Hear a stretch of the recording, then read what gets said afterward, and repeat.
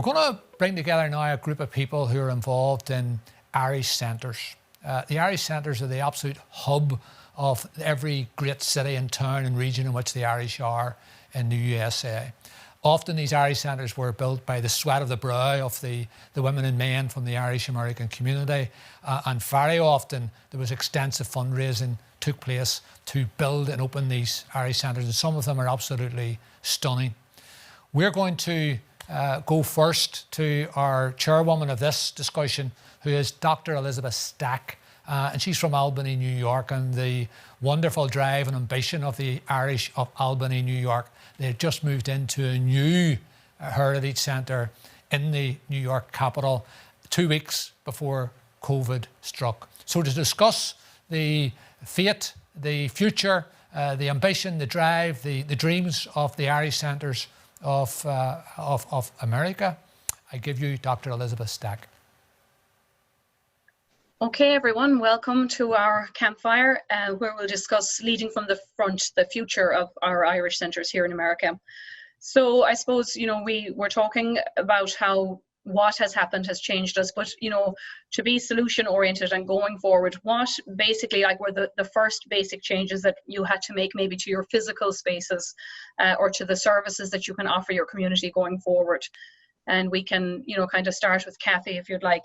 Kathy is in the Irish Outreach Centre in San Diego. Oh, yes. Good morning, Elizabeth. Yes, here at the office, we're a smaller post all the way in the southwest corner of America, and we have a nice office space that we recently had renovated, which facilitated us to allow some of our other community groups to meet here. But we're happy to say in our community that we have just been announced that we've received an honorary consul, Patrick O'Toole. And Patrick is going to take up residence here in our office to provide additional services to our clients and diaspora here in the city, and help with business and other cultural events. So pretty much we have a very small operation. We just have a staff of myself and 2 part-time employees. So social distancing, etc., hasn't been a real concern. And even though we're closed to the public, we're able to be here and conduct fairly much as normal our operation. Well, actually, you raised a good point there. I should have asked that first in one sense. How many of us are open, in fact? And then if you're all open, I think, Paul, because you're at the opposite end of the spectrum nearly with, kind of daily people in and out, if you could talk to us about how your physical space has had to change. Thank you. Yes. Well, to answer your question, Elizabeth, the whole premise of the New York Irish Centre is about the physical gathering of people coming together. Our services are not really about people coming in individually getting counselling. They're more about larger groups. And we're also serve as a great meeting place for the community and various civic associations, both in the Irish community and both the local community here in Queens. So what happened in March was quite a seismic shock to our system, and we had to adapt quickly. So the whole city went into lockdown here in New York rapidly, and the response in going into lockdown was quite sudden, but quite effective, and we can see that now as the summer wears on, that the virus figures are not trending in the wrong direction, at least not for now. But we had to adapt, not so much our physical space, but how we operated. So we have many communities here, but we had to focus because we have very limited resources. We have a big building, but few people, and we had to focus mainly on. Although we serve many communities, our main focus was our most vulnerable community, which was our seniors. So we immediately began to stay in touch by phone regularly with seniors. We were able to bring some of them into the Zoom world, but unfortunately that is not an easy step for many of them to take. And as soon as New York City left the initial lockdown stage and moved into the reopening phase 1, we started to engage with them on their doorstep by implementing a program, whereas in the past we had them come into the building to have their lunch with us one day a week. It was a great social gathering. for them. We now run lunch out to them every week, and it's quite a big operation because we serve 60 to 70 seniors on a weekly basis in this way. In the past, restaurants had donated the food to us, but they're one of the sectors that have been hugely hit by the lockdown. So we embarked on a process of giving back. For once, we were giving back in our own way and purchasing lunches from some of the restaurants that have stood by us for decades. And we also had a pool of volunteer drivers. We partnered with, among others, the Shannon Gales Gaelic Football Club in Queens. And we have a pool of drivers dropping lunches out to the seniors every week. So at least there is that contact. It's done in a socially distancing and safe way. We've adhered to all the guidelines, face masks and everything, because our seniors are the most vulnerable. And but it does give them contact with us on a weekly basis in one way, shape, or form, and it actually lifts their spirits incredibly. We even took a day trip up to Connecticut not too long ago as well, totally in a socially distancing, safe way. We took about 30 on a bus, but everything was done very carefully, and it was a lovely day out for them. And it might have been the only day out many of them had all summer, and it's been a very hot summer here in New York. Yeah. So that's how we've adapted. Yeah. Martina, that maybe is a little bit like your own story, I suppose, in the New England Irish Cultural Centre, you know, because you guys were closed for a long time too, and then were able to reopen with one of these phases. Right. Well, we were forced to shut down immediately and lay off all our kitchen, bar staff and some of our administrative staff. But then, you know, we were lucky to get the PPP, and that helped us then to bring back some of our staff. And also then, as of course, we have no GAA games at the weekends or rugby. So we were able to hire some people as a result of the PPP to, do some work on our field, so they'll be in pretty good condition hopefully for 2021. And then as some of the restrictions began to lift in Massachusetts, we're fortunately to have outside dining and live music. Yeah, so kind of business is almost getting back to normal. You know, it must be good for the community. Yes, no, absolutely. It is good for the community, and I think it's very much for, as Paul had mentioned, much for our elders who are very much a part of the ICC, and it's, you know, a little bit of normalcy for them as well. And so, and the same thing with you guys. I know there's kind of a opportunity sometimes with the shutdown. You know, we renovated our own space. We had just moved into a new place 2 weeks before we shut down, so it gave us the chance, you know, to paint and write new stuff when we built a thatched cottage. But you know that it's also devastating because you're not serving your community as such, and we had the same problem as Paul, that elderly people that really weren't Zoom friendly, you know. So how did it affect GN? So the Irish Cultural Center here in San Francisco, we were celebrating this year 45 years on 45th Avenue, and did not really get to do that. So the building, a lot of the seniors that built the place, we were going to honor and celebrate. But, you know, then all of a sudden everything came to a screeching halt, as we all know. And what was interesting is in February, we were like, okay, let's gear up. Let's, you know, staff and get ready for the St. Patrick's Day celebration month, and buy all the goods and the liquor and everything. And then all of a sudden it was like, oh, now we have $40,000 in liquor inventory, and we have a lot of labor that was used. So we had to start being really creative. And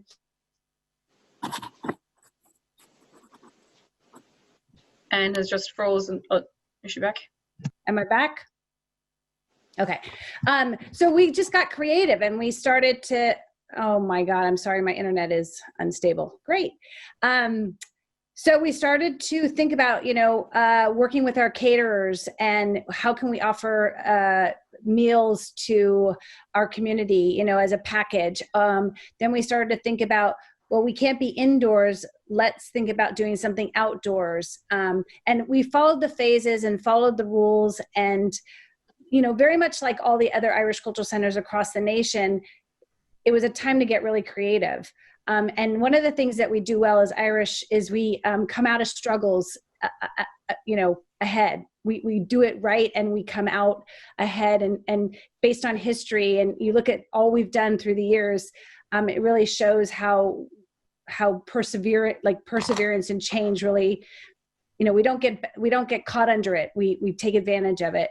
So it's been an interesting challenge, definitely, as the president of the Irish Cultural Center here in San Francisco. And we're still not, we're a 20,000 square foot building, and we're still not open inside. And we've cut our staff and unplugged everything to the best that we can. And we literally have 2 part-time people left. So yeah, I think that's what's been devastating, is the cost to the people, our staff as well as our community. So Representative Lois Reckitt from Maine, can you tell us how it affected, the Irish Centre up there? Yeah, ironically, the day that the state legislature shut down, and so I was sent home, was on St. Patrick's Day. And of course, it's usually a huge week for us, and it was not, of course. And we have basically had to shut down pretty totally. The interesting and good thing was that we were at the cusp of hiring 2 part-time staff in this period, and we went ahead and did that. And that's been so there's been a huge opportunity for them to really get integrated with what the past and possibilities of the center were. And our interim executive director, who was one of the founders, so it's not like she didn't know the place. So she's been able to function well. Board's now entirely functioning on Zoom. Almost all of our committees are functioning on Zoom, but it's given us the opportunity to do some major renovations on the building that might have been quite disruptive had we been coming in and out all the time. Most people have been working from home, trying to maintain services. Our fundraising is problematic, except by direct ask, because our big fundraiser should have been in planning, and we don't dare plan it for this fall. So we've been trying to figure out new ways to connect with the community that are not the ones we've used traditionally, because the ones we've used traditionally are large group gatherings that are not available as a possibility. And we ironically just finished a whole downstairs of the church renovation in the terms of air conditioning and so forth, because we had a major business of weddings and receptions, and that track of fundraising shut down totally. So we've had a lot of fiscal issues, but we've managed to tackle them, and I'm not even quite sure how, even though I sat at the board meetings and looked at the figures. I think we've cut back everything we possibly could, but we have not essentially shut down much further than we were before, other than events and connections with the larger community, because we can't do that in groups, up until recently, until groups larger than 12. So it was really, even though Maine has not had a big, is in pretty decent shape, we've had some crazy things happen, like 52 people sickened by a wedding reception the other day, not in our facility, thank God. But it's, but those people are frightened of gathering together. So we're living in Zoom. Yeah, well, and I think that brings me kind of to the next question, that this probably will be the new normal, certainly for a while. I suppose we're all worried about schools reopening, and then if there's winter flu and that coincides maybe with a second outbreak. And for ourselves in Albany, we can kind of survive one shutdown. I don't know if we'd survive a second shutdown, so we're being, very cautious. But it's difficult to transition to online when we were a bricks and mortar, entity. And so, and you talked about fundraising a little bit there, Representative Reckitt. How do we monetize, which is, maybe the wrong question to ask, but can we monetize, or even should we monetize any virtual content that we're doing going forward? When, there are, like Paul's Centre, you're providing meals to seniors. It's not the same thing as what I'm doing, which is a museum, so there's kind of a scale of deserving that you kind of worry about, that people have only limited funds, especially when so many are out of business themselves, So fundraising, any bright ideas there? Well, mostly we got ours from Canton Center in Massachusetts, because we attended one of their virtual events. So we've been trying to craft a series of our own events on Irish history and literature and song. So we're going to be doing virtual concerts and asking, I think in some cases for a ticket price, in other cases for a voluntary donation. And I think that that's going to have to be the basis of how we're connecting for a while. And so there's a whole group of people who are trying to put that together, both electronically, how to do it, and how to get the money in a safe way. And so that's really what we're trying to work on for fundraising issues. And we've had good cooperation from local authors and politicians and people like that who are going to participate with us in those community connections, which are unfortunately going to be Zoom based. Yeah. And Paul, how will that affect you? I mean, your center is very much a giving out of, you know, food, etc. And as you said, your own donations have dried up there because the businesses, the restaurants are in trouble. So how will that affect you? Yeah, it has affected us. Our spring was going to be a major part of our fundraising, and a physical event and everything was on the cards for May. And of course, that's all gone away. We have found that you talk about the scale of, you know, pulling on the heartstrings. The case of the seniors has been effective. We've basically had campaigns to say feed a senior, basically. Now, thankfully, for the most part, our seniors are not food insecure. They're generally come from a generation that had certain protections built in for seniors. So many of them are on their pensions and from jobs they had or their spouses had. It's the socialization and bringing people together that's the most important thing to mitigate the risk of isolation for our seniors. But we found that if we said feed a senior, it was very effective, and we have raised a considerable amount of money towards the cost of the meals that heretofore had been contributed by our restaurants. But again, that's a small amount compared to, you know, the operating costs of our center and the staffs and the salaries and the benefits for people that work night and day, 7 days a week. They deserve something for their toil and their career professionals, the people I have on my team. So we have to be more creative in that regard. We were fortunate in the city of New York, through the city council, have supported us well again for the coming year. We continue to make our case to our other large funding sources, including the Department for Foreign Affairs and Trade Immigrant Support Program. So, but there's always a huge component of our own fundraising that is in the community itself. And a lot of our fundraising in the past has taken place through both the hospitality industry, the restaurants, and also the construction trades. So it's difficult to know as we go forward how we're going to go through the process under the current circumstances of having people part with their goodwill and hand that over to us to keep our operation running. We also feel, a lot of us feel, we tapped out the community considerably through the Sláinte 2020 program that we went through in the spring, where 5 organizations, ourselves, the Emerald Isle Immigration Center, the Ashling Center in Yonkers, who really led the way actually, the GAA, who were huge fundraisers in this process, and the United Irish Counties all came together to create a platform to basically match the goodwill with the desperate need. And it was a fantastically successful operation, which raised about $500,000 in the space of about 2 months, 3 months. Also with the help of Dublin, of course, and the Department of Foreign Affairs Immigrant Support Program. And sorry, I'll just, we don't have very much long. So Kathy, you were mentioning about the staff, and I think Martina too, like how is that, you know, going to go forward? Like, will you be able to bring people back on? And, you know, Paul just said there, it's kind of a labor of love, I think, for all of us. I'm sure we all don't work 40 hours a week. How can you bring back your staff, or have you been able to, you know, sort of deal with that going forward, even if you're not reopened? Kathy. This is Lois. We've been really lucky because we have 50 volunteers. And that sorry, really Lois, I was just asking Kathy there. Sorry, Sorry. Oh, Elizabeth, yes, as I alluded to earlier, we are the microcosm of Irish centres at this point. Pretty much staff-wise, we're back to our normal staffing level because there is only 3 physical people here. So we haven't had any issues around that.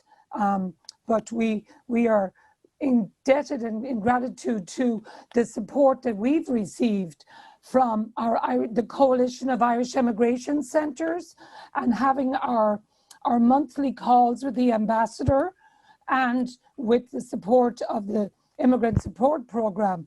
Even though we're small, we're mighty in that we punch above our weight. We've assisted people all throughout Southern California in assistance with the new consulate in Los Angeles and San Francisco. So we're pretty lean and mean, and we can sustain this at the moment. Okay. So. Yeah, so Martina, that kind of question for you as well, because I know you were closed a long time. And it's about the sustaining and then trying to build it, you know, so it's one thing to sustain, but then how do you keep your organization going forward? Right. Well, we're fortunate. We are open at the moment.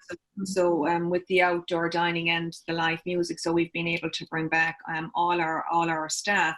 And when we shut down back in March, we immediately transitioned to all our events on Zoom, and that has worked pretty well for us. I guess we just have to figure out, you know, how do you charge for the events and the value of the content. So we have charged for some events, and then, you know, we'll ask, you know, for a donation. And you know, we've had a big focus on our membership. Pre-COVID, and we had a membership committee put together, so we had a big drive going for membership. So that kind of got us through some of the lean months, and then some annual donations. You know, people have been really, really great, you know, given all that's going on. And we did have to streamline our golf tournament this year, and in actual fact, it brought in more money than any other year. So that was great. And then we'll have our 5K, which we normally have in September. So that's going to be virtual this year. Yeah. So, and sort of, you know, going forward, what is it going to look like in your centre, you know, when you can finally open? Do you think it'll be at, you know, half capacity for a while? And then what are you going to do in terms of, you know, I'm part of the New York State Museum Association, and 16% of museums are not going to reopen this year. 19% of people are prepared to pay for online content, but 70-something% want it. So, you know, it's very difficult, I think, for us to run online businesses, particularly given some of our sectors are those older people who struggle with technology anyway. So, Anne, what about you? So again, earlier I was saying we had to be very creative, but one of the things that we did is we came up with masks that said Irish Centre Strong, you know, and we are selling St. Patrick's Day t-shirts because St. Patrick's Day parade didn't, and this was, you know, this one is from the United Irish Societies who plan the St. Patrick's Day parade. So any way that we can grab or figure out ways to, we don't make a lot of money on each of these things, but the community loves it. And in respect to being normal, you know, we're a 20,000 square foot building, and, you know, being outdoors right now is fantastic and wonderful. We are in the planning stages to figure out what does November through March look like, you know, how do we monetize, and are people going to be, you know, Zoom exhausted by that time? But we still want to be able to offer them. So, you know, it's definitely a time that, you know, having the cultural centers come together and maybe kind of swapping ideas is really going to be crucial, because, you know, sometimes when you're standing in the forest, you can't see the trees, right? And so if we can look to each other to figure out, like, oh my God, that worked for you, it certainly would be helpful to, instead of completely reinventing the wheel. So yeah, I think, you know, an event like this is fantastic to get some of us in contact with each other that may not have been otherwise. I've certainly followed all of you guys on social media, you know, some of you only lately kind of thing, because I kind of thought, well, what will I be doing with Maine, because we're in Albany, but, you know, you guys do an on this day post, and so do I. And so I think it is good to share each other's, you know, so that we're not all the time recreating new content, you know, for our community, because our community is a national one. So does anyone have any last thoughts about the future? I'm glad you all seem to be kind of focused and positive and talking about Irish resilience, so that's good going forward. But does anyone want to say a last word? Well, I think as a proud Irish American woman, and sitting on this panel with except for Paul, that, we're going to get through this. And again, with the support of each other, and just, the community is a big part of it, and membership, and how do we expand, and getting new people that would never have thought about looking at Irish culture and saying, hey, this is kind of interesting, check it out. Yeah, and I think that is one of the things we've maybe discovered, that, people talk about the Irish America as dissolving or melting, or, and actually, I think the fact that this happened in March has probably galvanized us in a little way, because we're kind of talking about halfway to March for next year, and next year, St. Patrick's Day, please God, will be, a good one for all of us. So I'm so glad you were all able to come in. Well done, Paul. That Sláinte program was amazing. And I think all of that early locking down and focusing and helping each other out, I think, has helped to sustain us going forward. And I'm delighted to see there's no shortage of ideas and enthusiasm for our missions. So thank you very much, all of you.